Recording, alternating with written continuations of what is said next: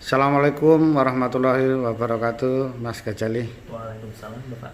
Ya, jadi pemirsa, kali ini kita akan bincang-bincang dengan ahli kita mengenai apakah minyak kelapa sawit itu minyak yang sehat, karena kita sering dituduh kemarin dari WHO aja kan dikurangi minyak goreng itu kan, Mas. Betul. Iya. Jadi mohon penjelasannya Pak Gajali. Ya, kita itu kan minyak sawit sering dituduh menyebabkan penyakit kardiovaskuler atau apa. Ya, sekarang faktanya gimana, Mas? Silahkan. Iya. Baik, sebenarnya kalau untuk faktanya berdasarkan dari hasil penelitian, sebenarnya minyak kelapa sawit itu sih tidak tergolong minyak yang merugikan tubuh. Nah, karena apa? Minyak kelapa sawit itu sama dengan minyak nabati lainnya. Nah, yang membedakan minyak kelapa sawit dengan minyak nabati lainnya, bahkan minyak kelapa sawit itu memiliki banyak nutrisi, ya. Jadi kalau misalnya dibilang vitamin E itu adanya di minyak zaitun, ternyata minyak sawit juga punya. Terus kalau misalnya squalen itu ada di minyak ikan, ternyata minyak sawit juga punya. Nah, bahkan di minyak nabati lainnya itu tidak punya karotenoid. Nah, tapi di minyak sawit punya. Jadi itu hal-hal yang harus diketahui, bahwasannya minyak kelapa sawit itu sangat baik, ya bisa dikategorikan sangat baik untuk digunakan. Nah, lalu banyak nih rumor-rumor yang menceritakan bahwasannya ketika kita menggoreng dengan minyak sawit itu biasanya menyebabkan kadar kolesterol tinggi, LDL meningkat gitu ya. Nah, ternyata itu bukan dari minyaknya.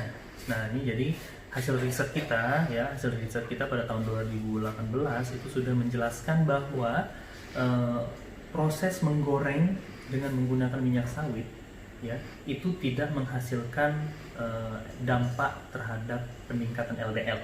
Nah, yang menyebabkan peningkatan LDL apa? Itu adalah material apa yang digoreng. Nah, saya ambil contoh.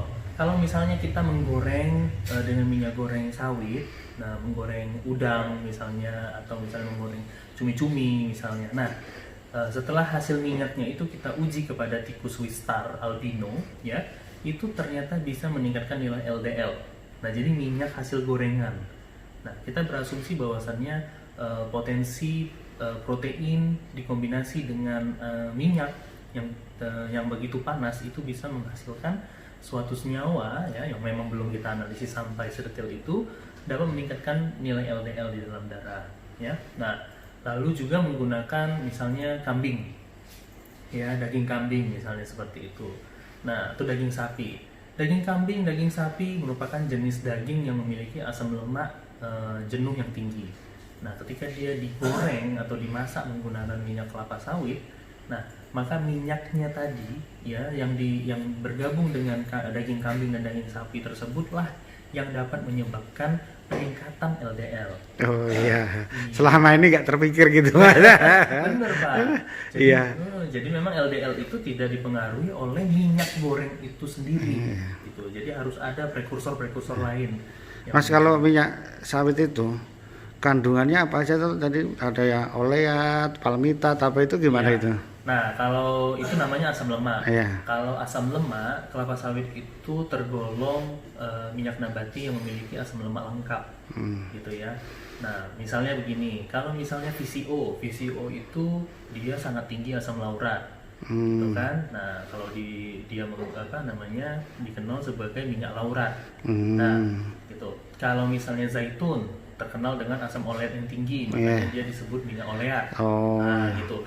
Minyak kelapa sawit juga begitu, Pak. Bahwasannya minyak kelapa sawit itu memiliki kandungan asam laurat juga, meskipun tidak setinggi minyak kelapa, ya. Nah, tapi minyak kelapa sawit juga memiliki kandungan asam oleat, meskipun tidak setinggi minyak zaitun. Nah, dan juga minyak kelapa sawit itu punya asam palmitat.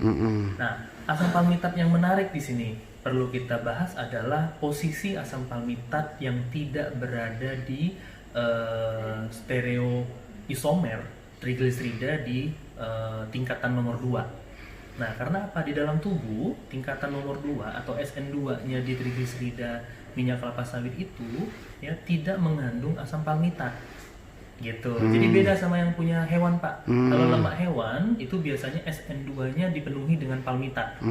Nah, masuk ke dalam tubuh, palmitatnya diserap. Karena dia SN2-nya yang diserap gitu. Nah, SN13-nya itu nanti kembali lagi di metabolisme.